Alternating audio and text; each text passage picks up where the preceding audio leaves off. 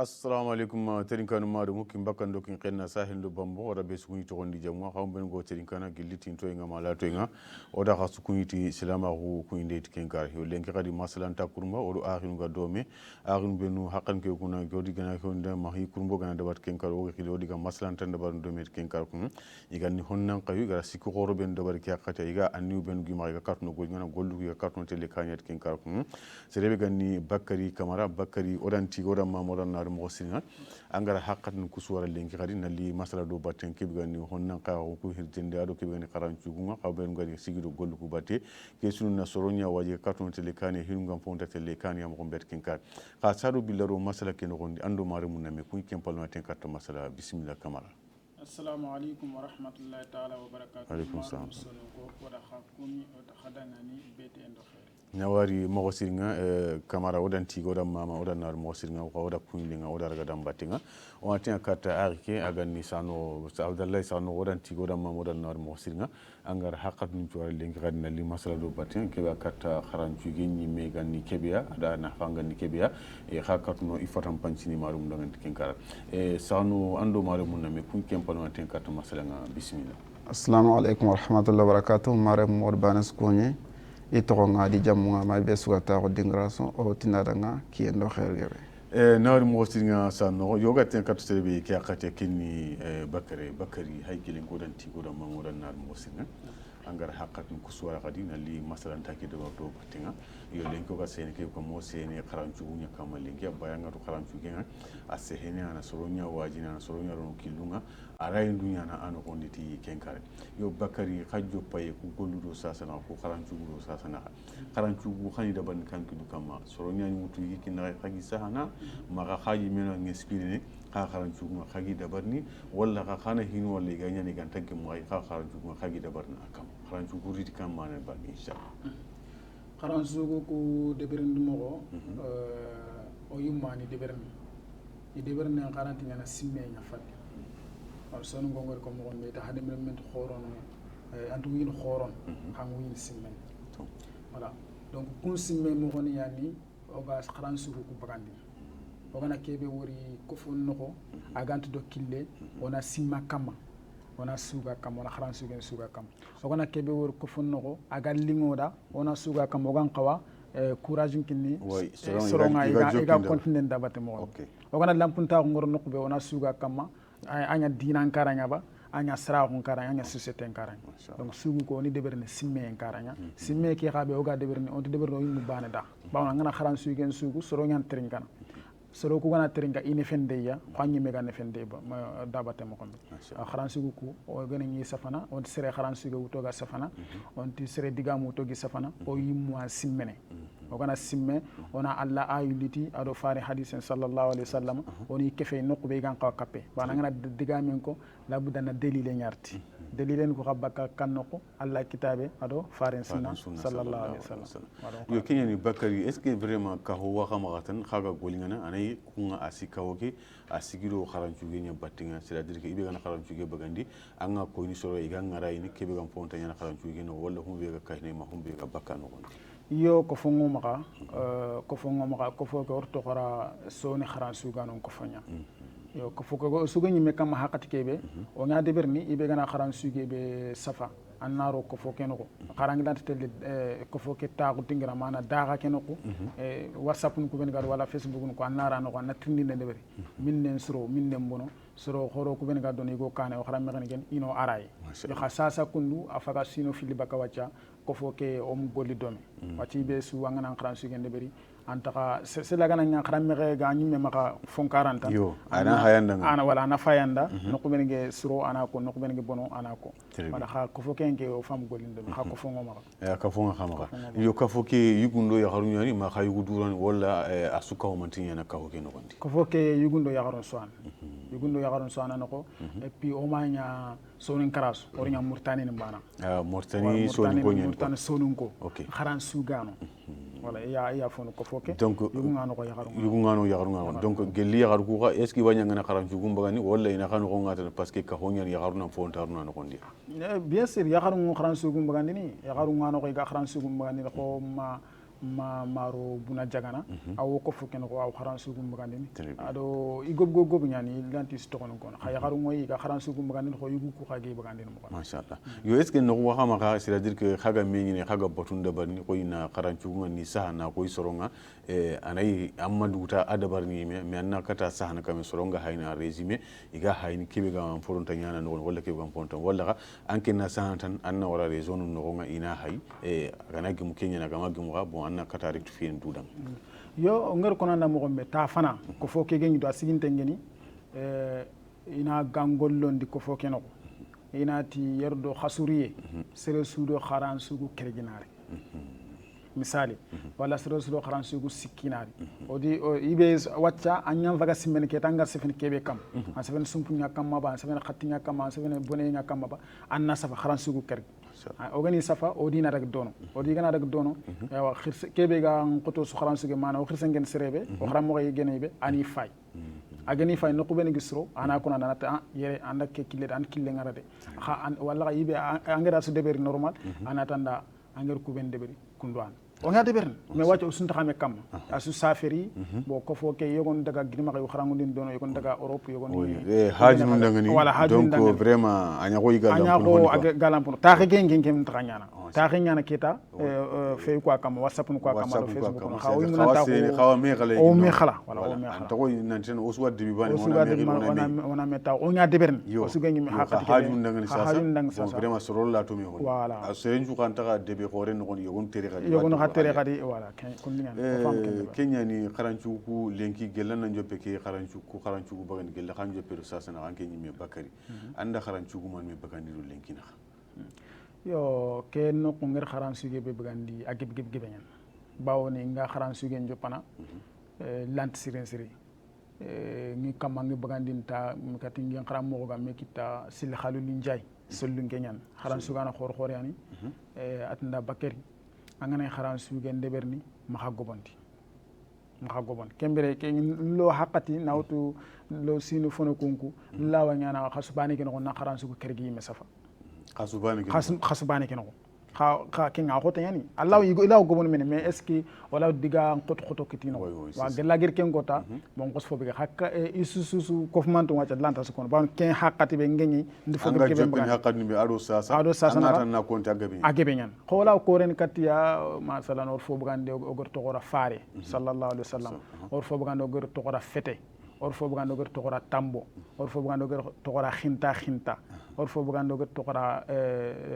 bite or fo bugando gir to gora muhammad sallallahu alaihi wasallam faari ado muhammad ori beg me wure parce que orke ko arab me orke ko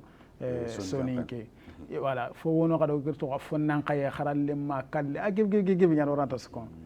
kun nyan or fo gebe donc kesu hakaru kesu dabari na sa na bagandi na khagar kesu su sa khari su terinkandi sorongo walla honu gama khaga mi bagandi sorongo ndatu han o gari kebe safa anani o ma bagandi kat soro kenyam fungo oger kebe bagandi kat soro sorongar kebe terenga ayam fungo bawone oger kuben safa ori deber ko kitabe nya ino ma ko machine kuno nya alla gana dunya ko no nya kitabe nya wala kha bagandi ne kenya soro ku tawni wan terengan keta maga i wara dawlo bawni i khafa tawni gan terengan ku masala ngundi wala yo khawanya ngana ngana fo bagandi ta ona itorum boto to foygo kha kebe savante ngo maga ayam fungu kebe ogal bagandi kharina machallah comment dire camara kharanchu ko yon khagi bagandi est ce que khagar ko kharanchu go hanobe no bagandi sorongi terinkana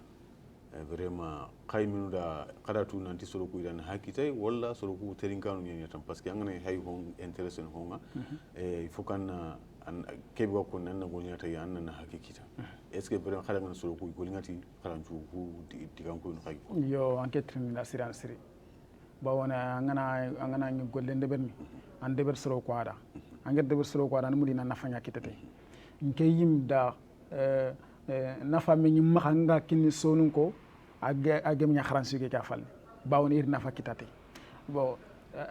lanta tunu kundu nantir nafa kitate gantanya yi mager ko ngi nafale serengeb gebe nyen ko nginda igen fini yogon kam giri wara nanta cause de kharansu ko ni misalen ko nana ko tan ko dem dangin teyere nanti sere yogorin trindi kharansugu ko nger kharansugu yogo bagandi nger to faare nan faare qissanya ko no nawtu gella teri a teri haqqat nanaga ma kare haqqati nasro kharansugu keno ngeri ken to après ken palle ken kamallo katinga privé arintrin at bakeri an suge ke be nger terinka angitina da faare angitin annabi angitin muhammad man sere bane kan ko suba amenyatu me kharansugu ga ger terinka artrindi ndeber nti ser bane gan angir mu get faare angir get annabi nyimme wa annabi nyin legere angir mu get muhammad a togon men sere be gen faare ka Allah gir khaykat soroku a togon muhammada gel kata bu cari me ga Allah ri yisani mi wasati nan sere wor na togon ahmad agir ag teri iri togora muhammad agi jofe sallallahu alaihi wasallam agi jofe tan nakata sine Allah faran na kon kunyi anya khay faare anya annabi nyimme nti ser bane kan donc ken kama agi me ngatar na fakita de batte nokku ñogo karansuge ke be ngir to fete ndi fete wuren mane fofu sugen fo brenya anna fete baki anna wara wala ko re kat fo gebe a gën ko modin tal baax ke ngari ngi ko re kat modin tal baax ke kem pallanta ya re go xaro kat nga ari problem su ko nginda atinda sere go anar fo ngi nga iya iranti yam panama ma duna gangi ada modin nyaba adi korte adi do igeni khairi beno adi bek khairi kenoko i khati int skalla igemi tambu ngatu kande fal atra wallahi bakari gelli ngiran ke fete terinka khibari kan do wara ayam pa kam ma ko yam pa kan ma bawni ngir digam ko ben ko fete no ke igeri terinka igeri famu kisel sondome gi yasu sondome ke gem kawo ko gidem mo iranta khatelle ken kam korte ir wara dalana ir wara dala ken fa digam ma terinka ni teddi tambon to kande donc ke ran fo na ko ngana tan transu il faut kana iwana e wona fakite bakari anke nyime gelan na kharanjo gede baro sasana anda mani o sawye kita an kharanjo kudi vraiment da courage talan kinanga nanti anna jokki ko le ke ba parce que renga honyo ko jopana yo parfois na lampari parfois kada na courage kitadi mais anke nyime lenki ke courage be nga kharanjo puida kunkinanga kamo sa so ko yiteri ngana ni masoro ko anke ligana habe kitiani wala anke nyime vraiment anda su kan juna nganti nanti tan vraiment anda ke killawtu angam nanga soronde mani ga katno telemoni ga nyana nyam ko siri yo ngeri kebe gir semben kini nganga continent do kharansuge ke batte aw gelliya ngana kat kharansuge subgandini sere sigene sere khore nya kharam mo ga gen o siya ngay numero ngama awron katinga aka courage kini ala ndana famme khasuma me ngani kharansuge mo wuta aw fer kut na garon katinga agat bakari angir kebe bagandi alla ganda jokka moyu anna drogoto sere fili siki keme sere iw duwaninda kenta la courage ngi nanti ngakku duwangu be kita ndugo nan continue den kharansugu mbatte ken fi fana fi finlande soron den kanu bon idin tu khadi ndi ko anya miskina ba anya banna ba anya yugo ba anya khada ba anya lemina anya khirse soron den kanu ndi fi meda do kharansugu ku batte hada men ken ka khane ngana gumbo be keri kemi jibere idan ken khar courage ken kurasi kane be ke na kin nga kharansuge nan nan continue bat anke mbaba ko ita ndam meta masalan journalisme serge be faga taxun wata di tuwa faga taxun ka kenoko mais aranteren taxu yere masalan nyagar ni imoko ko bawni soro kun tut baba ko ita antut angat na ngi khilla ngortne emission ke demba sisen tut sayil ti bagat ni wi khilli kendi mi ngita ka radio kasu ngita ka tele kasu kun kamani mi daga kundingiran bon angara kundingiran fetna fotana parce que faida ngen soro nga fuko fainin faida nga kita do batte kem faida be nga kin soroku hakun journaliste na hagere nginda ken qatala courage kin nga kharansu be voilà nawal mo singa bakari odanti wora mama odan nar mo singa on a tien carte ya ganna abdullahi sano odanti wora mama odan nar mo singa angar haqqal so len kadina li masalo batinga yu anda bakari diga munterinka anga du khangol nga domi hakitu na men ko ndi khana me domiya khana nyana kay khara golnyan takilu gabu dabar domi hosu akata sirtu ko kharangu adu ko ke kharanchu ben khagi dabar domiya yo lenki sano an kana mano kappa bakari diangu soye ben lenki khagari kita araynu ben wa kama karta soronga dan habi kita kharanchu kuno ngat kenkara kharanchu khagi dabar kilu ben kama me soronga na hakita kenkara ancho ni man hoy lenki anga bangan ni maru walla ciga na mamana mashallah Allah ciga ne na mama den nangi am falle wana dua annabi nyimme na sallallahu alaihi wasallam angatu ho bakar ger ko mo beta hadem re men nyima nya sere soro nyanda nya sere angana nabure ngebe kita wala angana tuwa ko ngebe kita ma soro ko gali wala soro ko agana nyima nga ina kata tunon kita duna suna kata tunon kita afet ko gan ko ta su kharansuge afet ko tuwa ko ga dinan tuwa ko ga gan ko ta su o kharam mo ngono milliard ni nyan yo kha hadem re me angana fofo suno anna duro soro ko nyokoni angana anya banna nya miskine anya fofo su anna entreta ke di treta ke gomon dimambe soro ngana nya sere anna dura soro ko kite an fam donc kharan sugu ko kebek talla soro ko melindia angoti yogo Allah sugunu ana nya sugu ko munna fantiya wala yogo dan sugunu kharan sugu do dina an sugu tel dome kharan sugu ko treki lengan ku ben kama iro dina nya ndome bawona ngana kharan sugu ko fay angana fo gebe fay wacha i wutin baka Qur'an nga wutin baka faren hadis nya agar faren kharan sugu gebe bagandi kem faga wuti faren tariq nya afagar ke fete be ko wacha fete bakke jiku gote afagar doma batte ken di metna angotu Allah imme kha safora faren ka be gana safora nga fo ke be gatang kat fil kape far Allah ayidna to danga sere be gana fil nek fi ki Allah e ki Allah ide aljanna haram an kama maganga an fam donc faren khar ko danga hadise amet doma khibare nga am ken khari ikhran suku kuno faren ko ngodanga hadise no nanti be ngara katti molin talbe walla gijan katana tan nakate bito Allah tan sallalla kana sella ngara kata kana digame be ko ngandan khan sak digame kan nanti molin talbe ke digame be ko tongo yan kembere kata an kafira ko te foke be yan ka Muhammad kam man ne nyaka kam alquran ken kama angotan takim bono donc khran sugu ko i wutina hadisunya ado Allah dala gan alquran donc kenyan maro mu ko fo gebe tengen katte bawon islam ko kille gan waxan islaminiya nawar mostinga sano oda ndiyaw tingo da fawmi kisi am mostinga yo bakari haqqati nga jopetelle sasa wam na ando kharanchungi hanabe gari yo wona kenteringa kempalo na jokkido keban tirindunga fatonga katono fahami kita gol mo bismillah oɗo keɓe geri lenki oga ke fete ɓe nogo oti fete silami lemme ke fete mumini lemme ke fete fete bakka ke jukku gotte ni fi mañante fi kabante ni fi dankante ko sunetara fi ñogunte fete bakka ke tapisite bullu bulunde manjari katte fete ke fete doma batte do gijan katte fete bakka du gijin katte du khoronde du konko wutte fete khallankote ke fete khallankote khote khote fete tolinta khoti watte noni binna khoke fete khaganta khoti watte sida ngatte corona ngatte mahanya watte kane tonte maha bamanu kuha konte sababun ku wutu ahante sababun ku wutu tokhonte annantuge kemina ahante kemina nyantagandi watte a kenya ngose watte yitte ayani corona kenya watte nanya watte jari binte taranun tonte khotonte kho kimi gide tontonte kharan komponte khe jote misidullo khoroba sutte corona ma tokho tokhonte bannafe corona ma tokho tongonte te alla maha corona ma tokho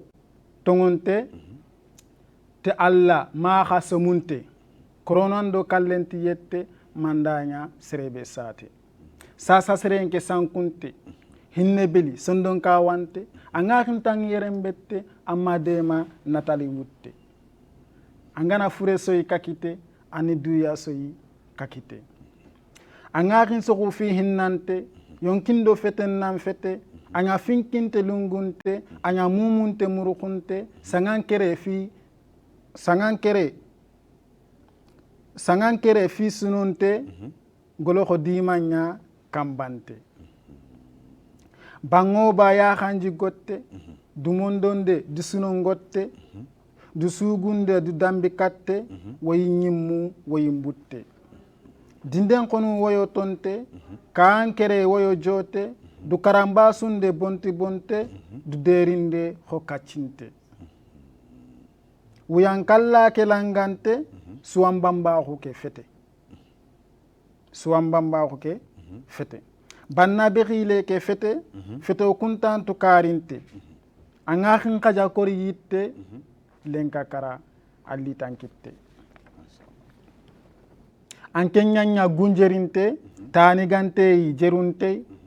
kedu tampinde ke jerente gorillallen noxo nafante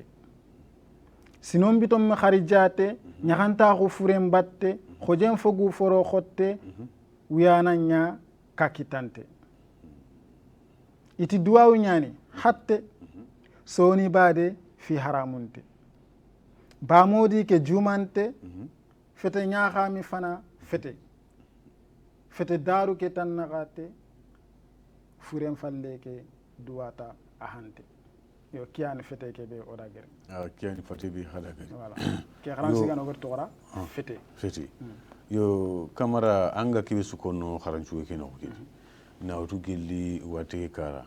nawtu gelli gamba na ke kara nawtu gelli kebe ganni me fa bandin kara sorona medema nawtu kebe ganni ado hinna kara ngat ken kara na wutu kebe suga nande ke mu gelli badu ngana dabari sorongam fonti dabar ni kilube nu kam adagan tengani ado hinna gelli hure nga katta ken kara yo kesu lenki annake fatam pancin so kunangan kam wo katon hakita karan cuiki ogati silamin lemmeke muminin lemmeke woni do silamini ña on do muminin ña sere sujeta allahu akbar katti ke nger nangeta shahadu an la ilaha illallah wa ashhadu anna muhammadan rasulullah andi sallen sigi nan jakkam bagandi seyegam magandage hiji makka anya to ni silami muminin kanma ibe gana tongoni ta allah tu'mina billah wa malaikatihi wa kutubihi wa rusulihi an tongoni ta allah ada allah milikan ada kitabu ada khifaru anna tongoni la har kota wal yawmil akhir wa tu'mina bil qadr ada ibe ga tongoni ti rokuto a fosire na fobri kiya togoni mumin or ko filla ko islami lemme ke fete mumin lemme ke fete anna fete mana foni ani ngari ni ko ngati ngam la soro ko ni wara nan jikuna kan suru ku kawandi ne fakini kawandi na parce que nganati fi haramunte suga duna nasu ko haram suge ko nanti ina wara lanta ko ha aswano fugre ke suga duna lagir haram faare ngir haram asu haram suge ko bawno xotti bane ke lawa e wa xotti tambe bagane ko fete baka ke jikko gote ni fi mangante fi kabante ni fi dankante ko sune tara fi ñogonte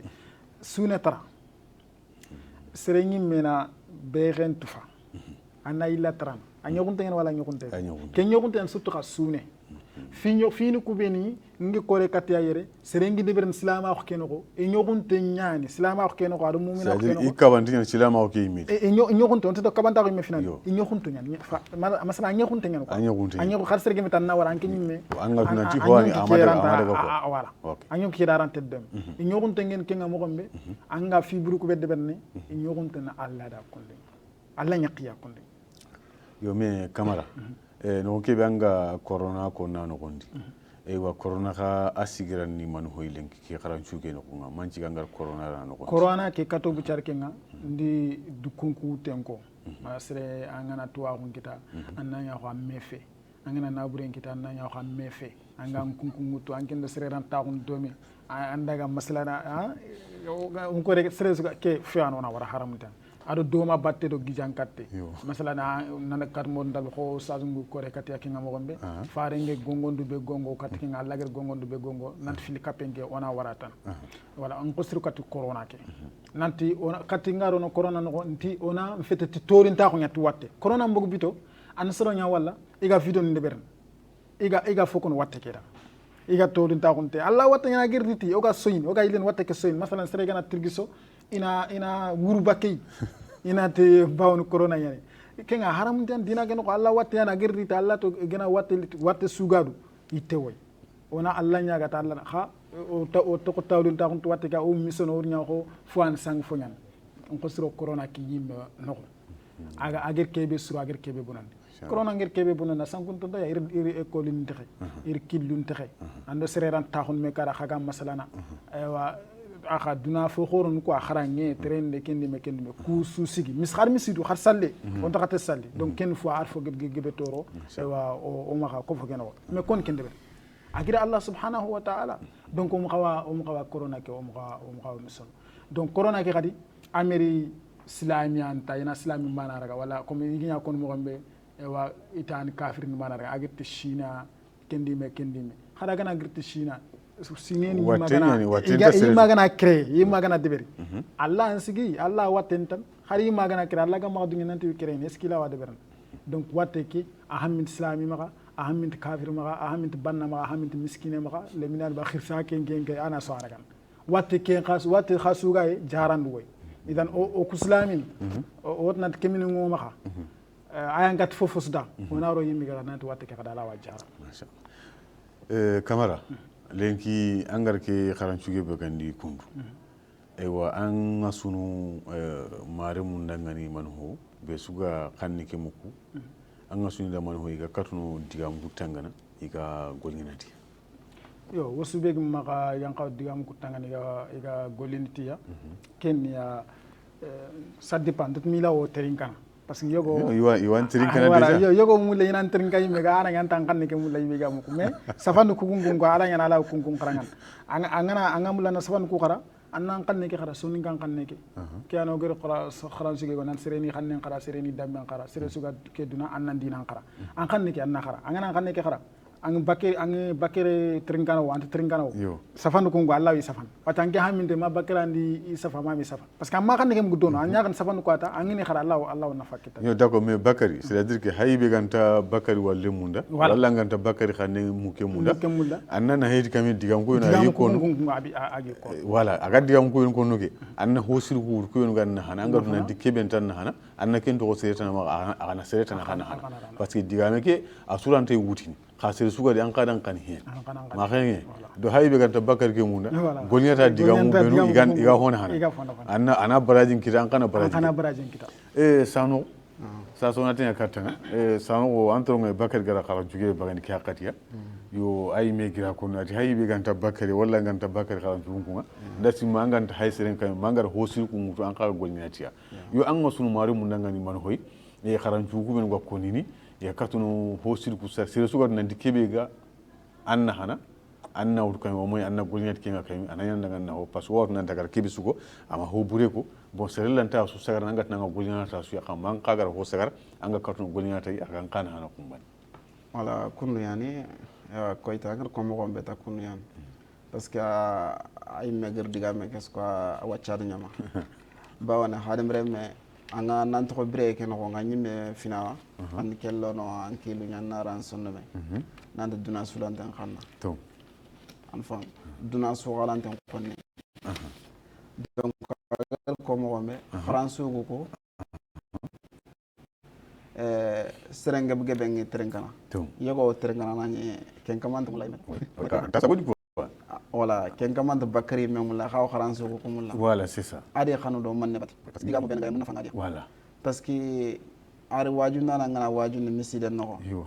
awi khallen ko ngawan khalle awi ke me jikun ko ngawan ke jikun ko yo awi lebon ko ngawal lebon ko voilà ko bakari mega france ko so aw fo ko ngala na imme jikunya voilà ana imme ana ko kada ga sereta ne awo ame antake sudu c'est à dire banso na to keda i khalle ngani ke wala awi jikun ko france ko na nge jikun ko khake aw sertana jikun ko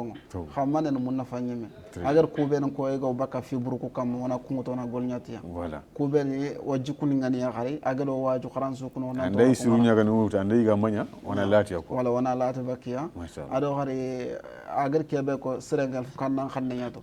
bawoni imam shafi'i do ala ko ati wa man arada ad-dunya fa alayhi bil ilmi wa man arada al-akhirah fa alayhi bil ilmi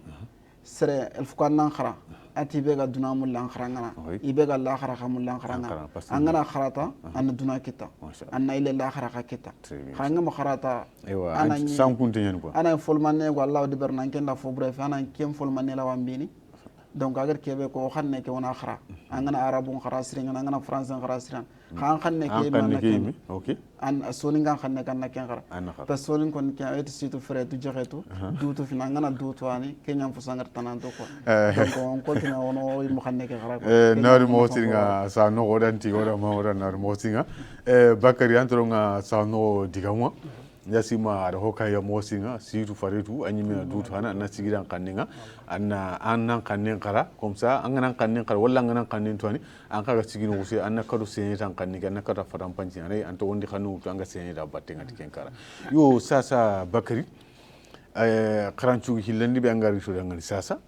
e wa alla bay rono dan karancu hillandi kempalo joppido masadan password nanti hogabe mato ko dangani ki hakkatiya anno de ma karancu hillandi kadi ona hay ken kagar humbe be ko ona kata fadam panci na detail so dangani ka koto sikilo kilo ben kam abu sababu ngani kebe bismi karancu hillandi be ragiri kenya khinta sere kenni sere nyata yugo kenni yugo nyata yakare ni yakare yata afanna ken famu yata fine nyata khureye ni khureye nyata serebe ndak barakem batta onatanda khinta manne du korsinde manne du bolo khotande manne khadu farakhunde di willande du khurande manne khadu darinde du dosinde ko jaman qaye du dumbunde manne manganya wande na du warakho motunde tunkan dugu tantagande an yoronde an tolongonde an sufuni su setunde keti kemman bagade kei duya kha sere bure antikitta an fagi sere anya samba na handambere anga timmi ko nyinyi fure anga melini ko kambere koni simme nyinyen fure annan konu kaman qore sere sudi tege dore binna ko nyanin dore silama ko nyanin dore sonin ka ko nyanin dore o hillen fag sanku o damben fag sanku o ladanin su sanku o namin fag sanku isanku hoka sanku on taka khari mukku grudandalla jinku na nyanyake mukku ganin ñogo fay bogu bite le minen ngana bogu bite akharanga saranya kitte taxu kurumu tette ana korosi jindo yimbe ana suturi gana haybe ana nyorondi gana gube seberi sakeri koni bebbe sogodi fanani somanya samba demba dabinya fulle yoro patenya ilegereni koddanya iyan suwana iyan bubbene iyan sokhono iyan terene iyan sikki kani ngategene iyani kagumukumene yakharun soma siranyan sira bateme khe khumbanyan takodo dado iyan kukunkongini o khanne nyaay iyan nyongono iyan sorene iyan gollo iyan genene iyan gollo iyan fegene wankinde iyan merene sellande hari kebine wurollo sunku yumbun kumi sumpu muman susu nyimi munangu khasuna hay nyimi le mundo kisimorun suna nyimi khahay khanatnda hay ko khatninda hay mberti bembe khasuna fay o dangu manu kharoni gay yogoni khawsang bara khulandi mungati kara mbilindi mungati kara muqmuqengiti kara ilenkere iwuru kat jinga gedu fangundo kholunga khinyan sere nyani kenga bundanketi nyani kenga budu bagande nyani kenga gori yetangi nyani kenga konsani bega jebunga yellullo mullegene nenya lellelli lellengana riferun na siti jokhonani sini na siti sugullomu nallemun siti kudo khatti khayen nakite haro khannen khiman wori harindani fommu mun khiri ferenyani koru ari sinyani hani wuri nanin na khateti tey yedungunna khatiti aya sedungunna khatiti kusi musununna khiriti musi keyani o fabani khanne o kisimani khokhoni khanne ado samballakun khanne o kere kete kendon khanne yo kiyani khinta yo khinta oda waranna joppa nanti fombinaku walla hatemille walla kendime khawara anda ke bagandi anga soroku wajine do man hoy anda man hori walla cikka man hori exactement angar ke suge bagandi na soroku waji ika katuno nyana nday nyam wagani walla hoaga dabare kan tado kille soroku am fonta batinda batte nger kebe wori ko fo ken ko agerillo ke kharan suge bagande ken ya hadim mi nga balidu anga ballandu ken fi agerin kawafi masalan anken fatan kullenya anna bram fatan kullahu ke anna jall fatan binnaw anken fatan binna anna bram fatan binnaw ke anna jall fatan kullahu anken sonin kenya anna bram sonin ka ke anna jall fullahu sraqahu wala faaw masalan anken sonin kenya anti dingen sonin ke kona lomunda donc kenya nin tori nanti guru dangana dallaji anti nyan ngexaw angana khar dalla wanda khanni nyano andalla angele tiraba français ba anni khanni ko alli ankara allo mulli kulli imungu do khanni ke lo son kan khanni ke kent sikki ganti nyan sonu ko kellanti nyana français aranti nyana angele aranti nyan sraq sonu ke nyana parce que gurda ngena dalla jingu wo je kharaga na comme filistina ya wujine sinanya atokon gurda aranti nyan nyana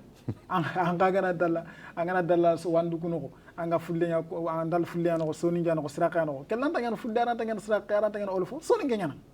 toujours soni ngana donc kenya butali lo ke kharam sige safande nga kenya on ko skore kata afu gib serenga balli du kebe sutanga balli ke sonu ngako annan sonu ngako ke fay nafa be gaay ko skore kata kenya ne ko kharam sige ken ko sale gerndi sonu ngako ke nafa be gaay aw geldi sonu ngako ke nafa no be gaay xanne ke taxu dingiro ñane masalan xanne ke khor yan igeti safa sefe digamu filian sefe safa safande nsefe nin sefe safa anna safa ni safati safande safandana kus digamu filmi nya imer khaf ku mer khaf misali tanan wono xanne ke no khottu ngono iga telma khottu sikki ana yesuntu wuri bane kenga xannu suno ko xan xoro ko suno ko aga sonin kan kan no ko ngeto tan xan xoro ngen na misalen ko yanga ngana bara no khottu sikki kana mais bane sudi wure nyani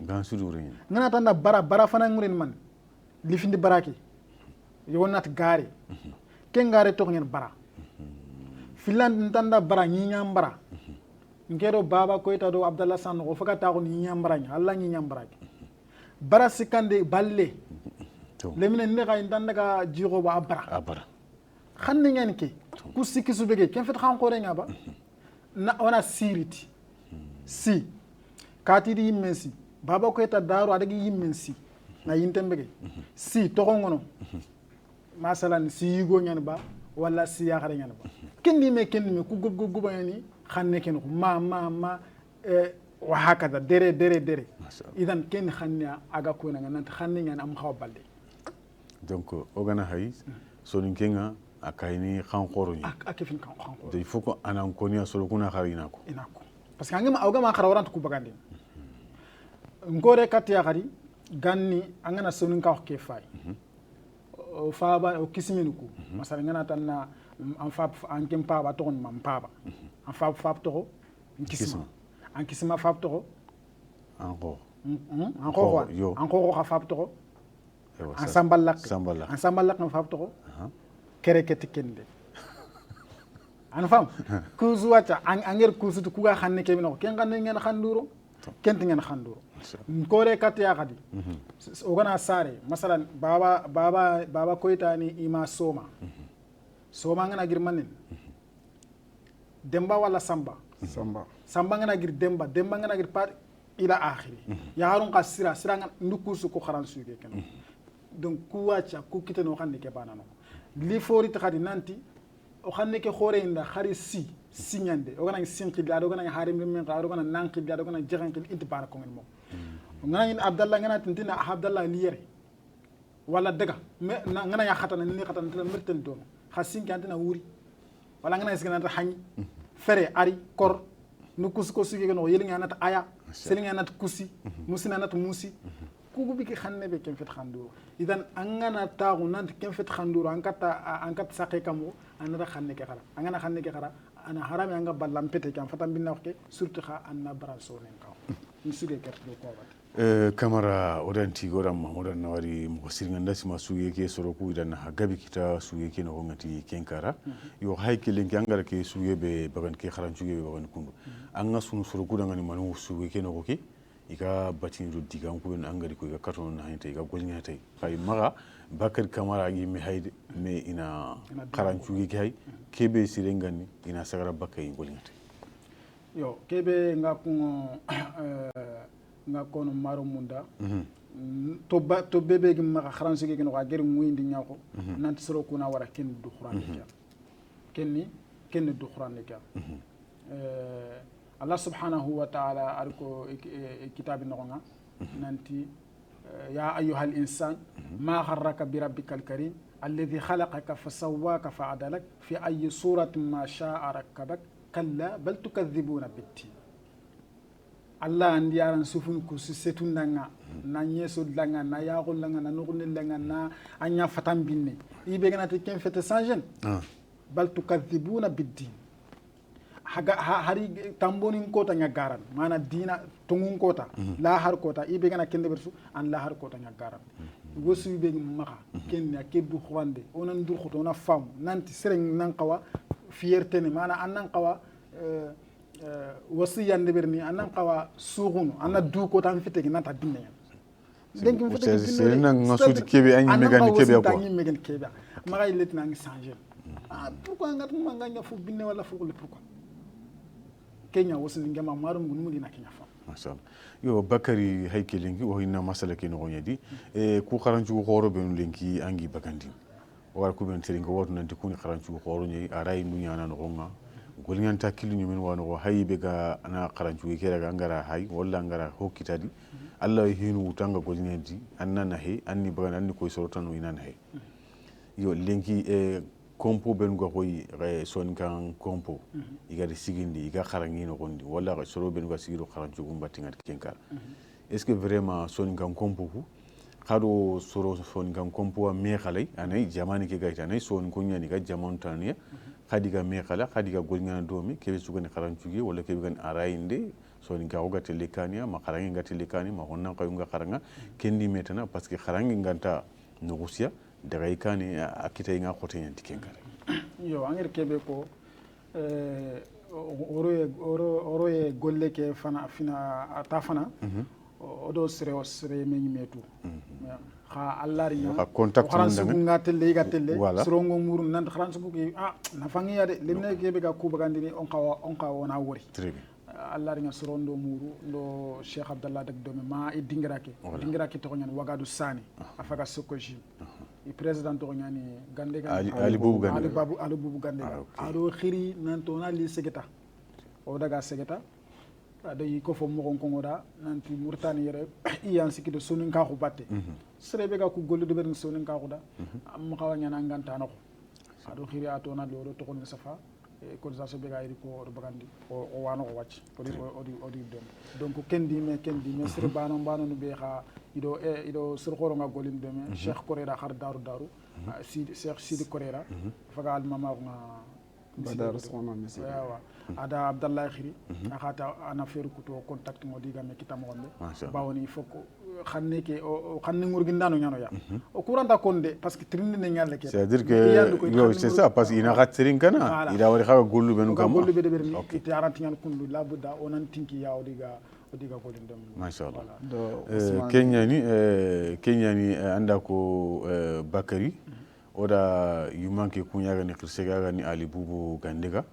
oda do kawo ke su kunyi ka tun ira kesu yakin bakan do kin khana sahil bo oda kunyi soni ka kunyi de wat nanti al bu gandiga asiginte nyani soni ka kudangani yo kenyan cigi mi gara yuman ka ko kinet ken kara ga hinnay oda do kawo ke su kunyi oda odi jura odi kunyi ti ken kara oda ka ke su ka kunyi ta to gonda jamu e ona jaji binde su kunyi ti al bu gandiga to gonda jamu yo kenyani ona ten karta abdallah Abdallahi sasa antro ngai Bakary gara digam benuko ewa anci maunda ana mano kappa Bakary digam kuy ki hakati parce que hakati nga jopa bosini bismillah. Voilà agari fofos ko adigam koy famun to ana sire parce que agari fetere fe agari ke be ko aja ayane khinta su kharan su ke kenonga mun na fanga be ngoyde Mashallah. bawoni sere ñimme annam fete keraga na sanse Yo. ani Annan pajin na faraku ko. na fara ko agane na kheseri laga na dosido Yo kinga honya akamanya. ar joktor nga yango pera nan lesmana bawona fete ke fete Fate kebe gana siyeke. Allah gar berkello ke bande bege joktor ñimme gana ango pera nan lesmana ken fi fana fi filande ngene kebe gari sere maga jeli do sere batte sere be fet islami haqiqan ke golle de berne bawoni wona ke misali laga nanti serenga ke fini serenya sere be ngar khano bawoni kota ko gunu ganka ngarabe wat faran ye muhammad khanne ke gore afalle saybenen tadanga an khanne nya kana tinti khanne nya kana ad faran nga ngasra mulla mirage faran serenga ke fini serenya kebe angar khano sallanga na kafir ya khana ga nyimme nga nanti ngen firawna mulata firawna gana gelle khabra kat jahannaba anken islami be abada khariya nga nyime anga gillan khabra nga tel do abate jahannam An kana batako. sallanga faren khamula faren khaniya nyaga nga afata ko traqibana faren tre kilon kunya de berne faren nga gille khabra ka tal janna nga gille dabate nga hotel al janna an fam donc serenga seren khanwa serebe gan ser sahabante maga seren khanu kebe ga Allah ko tiyan kam nga ko ken nangi am falle usmani sonin ko khirsanya kha france banga wala akha segadinda mungudo dono wala akha do Agan Ousmane Bokar Jagana. wala akha fer kutumi do ga me kitamo gombe bawone nanto gol nyanga sonin kararanga Mashallah. ina serena kawanto de mana ya khada ara inde surun kinoya wala akha me kita wa ko nyama france ta khanga wala sonin ko fo suga dono Yo kinyani adako Abdallahi Sawno andako ibegani Ousmane Bokar Jagana yo oda ka kuyi France banya ado kapalle mu kuska humante odi sukuni ke enkaria yo sasa kamara hakati nga ada bosai karancugi DP anna dabaro dangani ona masala bari kebe ga to keta ta karamandu tami baka anna ho DP dabaro dangan kempalle ona ho lakmona hayogi takit kankara yo sasando kan karancugi li oga katuna tin kon oga hayni kebe ga ninna haya soro ko ga katuno na hantay mi ga masala hantay kuna gollu ben sugam porta soro nga gidi ngene kania ado ko hon ngam porta wurgi gatelle kania mo gombe e sonin ka ko kaga sikebe dabar sonin ka ko dangan kaga munda kadi hay soro ko ma khawum pay ina soninka ko hay ina digam ko teringa ina katu golin ina tiya yo sasa karancugi ke ana manko nanga ke karancugi bertino daga sasa yo ke haroga masuko ona jopata ona jofa dependo maka okay otu wuno benda ta to ganda an kana sigi to gada anda sigi to ganda anna ta to gada an kilun ganci duda na mire keminenda agoyi mande nganda ma du yankana nyaada senna ko nga Allah da cige nga Allah da banna ko nga Allah bana ko nga Allah da dore timmante ngada an finin to ko Allah da tun ka banna ke Allah da feranin tun Allah da ma batiyu na dumada soronga na tani khosanda an kittu ngalla ya da ken ko ta khennen tanda dottiye yere yen tanda très bien ona sigere yo kenyani Bakary angara ke kharancugi DPB bagani ke akati angata nga sikino bal wotna ta kile nyani yo Allah hono fo honni fatam pancho dangan ke ana manko no manu wajuna no gonni soronga katono na hakitati oti wuno benda ta to kana kana sikto kada awre na wuno nganga wuno bo honte nyan ala atata magata ko an kat sik bana ngana sikta Allah uram bakka sorona ngala aken gen sikito kanda atalla sikitia an kam magata awre ma Allah gana fode biranda an kana fode biranda Allah subhanahu wa ta'ala kemine kallangun teke ad sanjani nya de biroda ko garan ke sanjane be wata banan sanjani ke khaso tam banan sallinya bito ku sikisu ona Allah bakka Allah ken de biranda na sum khaso de biranda na farlan sallu de biranda kendi me anka